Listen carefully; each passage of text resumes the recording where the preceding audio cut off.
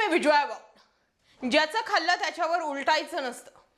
शरद पवारांची रणनीती काय होती, कशा पद्धतीने अंतर्गत डावपेच आखले गेले होते हे अजित पवारांनी बाहेर आणलं. आणि जयंत पाटलांनी काही शब्दांमध्ये जे आहे ते अजित पवारांना एकाच शब्दामध्ये चांगला झटका दिला असं म्हणता येऊ शकतं की जे घडलंय ते पक्ष अंतर्गत घडलंय. जनतेला हे सांगून तुम्ही काय करू पाहताय? तुम्हाला असं म्हणायचंय का की शरद पवारांनी सगळं जाणून बुजून केलं, किती मास्टर माइंड आहे बघा, दोन्हीकडून ढोलक्या वाजवल्या जात होत्या, शरद पवार दोन दगडींवर पाय ठेवून होते, असं सगळं समजून अजित पवारांना असं वाटतंय का की आपल्या बाजूने सहानुभूती येते? नाही, यामध्ये सुद्धा अजित पवारच अडकलेले आहेत. हा सगळा राडा शरद पवारच संपवतील. फक्त जस्ट वेट अँड वॉच. नेमकं घडलंय का या घडामोडींवरती आज बोलणं गरजेचं आहे. कारण अजित पवारांनी जो महाराष्ट्रामध्ये गौप्यस्फोट घडवून आणण्याचा जो त्यांचा प्रयत्न आहे तो केविलवाना प्रयत्न ठरतोय. त्याला खूप सारी कारणं आहेत आणि त्यावर बोलणं सुद्धा आत्ताच्या घडीला गरजेचं आहे. कर्जत येथे झालेल्या अजित पवार गटाच्या चिंतन शिबिरात अजित पवार यांनी पुन्हा एकदा शरद पवार यांच्याबाबत अनेक मोठे खुलासे केले. यामुळे अजित पवारांच्या बंड नाट्यामागे पुन्हा शरद पवारच आहेत की काय अशी संशयाची सुई शरद पवारांकडे वळली. 83 वर्षांचा हा माणूस निवडणूक आयोगासमोर पक्ष वाचवण्यासाठी उभा आहे. शरद पवारांना कसं समजवायचं की अजित पवारांमागे तेच आहेत?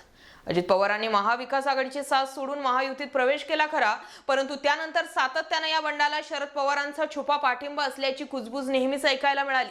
अजित पवारांच्या कर्जत येथील भाषणातील मुद्दे पाहिले तरी सुद्धा हीच बाब पुन्हा एकदा अधोरेखित होते. भाजपासोबत जाण्याचा विचार हा 2004 पासूनच राष्ट्रवादीच्या नेत्यांमध्ये सुरू होता, परंतु ऐनवेळी प्रमोद महाजन व बाळासाहेब ठाकरे यांच्यामुळे हा विचार बदलण्यात आल्याचा खुलासा राष्ट्रवादीच्या अजितदादा गटाचे प्रदेशाध्यक्ष सुनील तटकरे यांनी याआधीच केला. सोबतच भाजप सोबत गेलो म्हणजे पाप केलं काय असा प्रश्न सुद्धा त्यांनी विचारलेला होता. त्यानंतर यावरती अजितदादांनी पुन्हा एकदा भाष्य करत एकदा राजकीय धुराळा त्यांनी काय आहे नाही तो उडवूनच दिला. राष्ट्रवादीच्या प्रमुख नेत्यांनी सरकारमध्ये जाण्यासाठी हालचाली सुरू केल्यानंतर शरद पवारांनी अजित पवारांना मी 1 मेला राजीनामा देतो आणि नंतर तुम्ही सरकारमध्ये जा असं सांगितल्याचं अजित पवारांनी म्हटलं. बरं, या गोष्टीमध्ये काहीसं तथ्य असू सुद्धा शकतं, कारण मध्ये शरद पवारांचा राजीनामा का आला हा प्रश्न त्यावेळी होताच. मुंबईतल्या यशवंतराव चव्हाण सेंटरमध्ये शरद पवारांचा लोक माझा सांगाती या पुस्तकाचं प्रकाशन होणार होतं आणि त्याच दिवशी ते राजीनामा देणार होते असं अजित पवारांनी म्हटलं. परंतु शरद पवारांनी जितेंद्र आव्हाडांना सांगून राजीनामा मागे घ्या, यासाठी कार्यकर्त्यांना आंदोलन करायला सांगा अशी फिल्डिंग लावल्याचा आरोप अजित पवारांनी केला. 2 जुलैला अजित पवारांसोबत राष्ट्रवादीच्या 9 मंत्र्यांचा शपथविधी झाल्यानंतर झालेल्या बैठकांबाबतही अजित पवारांनी मोठा खुलासा केला. 2 जुलैला घेतलेला निर्णय हा आवडलेला नव्हता, तर 15 दिवसांनी म्हणजे 17 जुलैला आम्हा सगळ्या मंत्र्यांना त्यांनी चव्हाण प्रतिष्ठानला कशासाठी बोलावलं?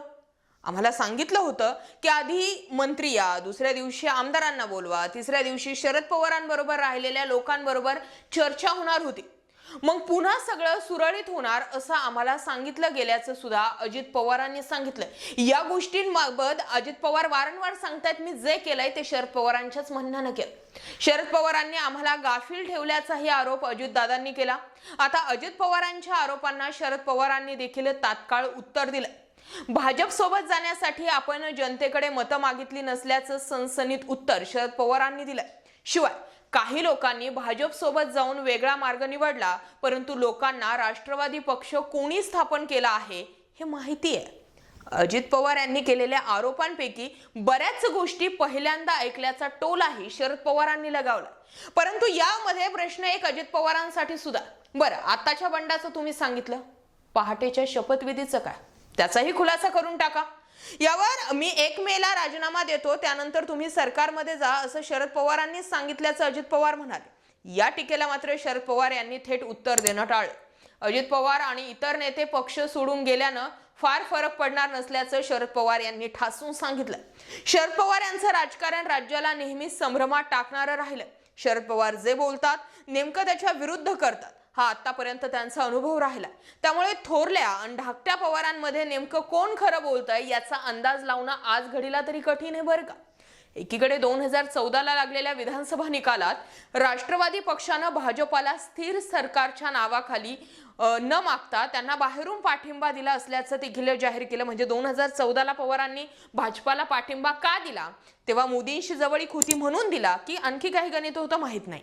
त्यावेळी शरद पवारांना भाजपची सोबत चालत होती का असाही प्रश्न अनेकांच्या मनात आहे. दुसरीकडे आता अजित पवार भाजप सोबत गेल्यावर शरद पवारांनी भाजपला पाठिंबा देण्यासाठी मतं मागितली नसल्याचं म्हटलं. सुनील तटकरे यांनी सांगितल्यानुसार 2004 पासूनच राष्ट्रवादीला भाजप सोबत जायचं होतं. तर मग त्यावेळी शरद पवारांची काय भूमिका होती याबाबत मात्र त्यांनी खुलासा केला नाही. आता ज्या पद्धतीने स्वतः शरद पवार निवडणूक आयोगाच्या सुनावणीला हजेरी लावतायत हे बघता थोरल्या पवारांनी त्यांची लढाई लढवण्याचं ठरवलंय.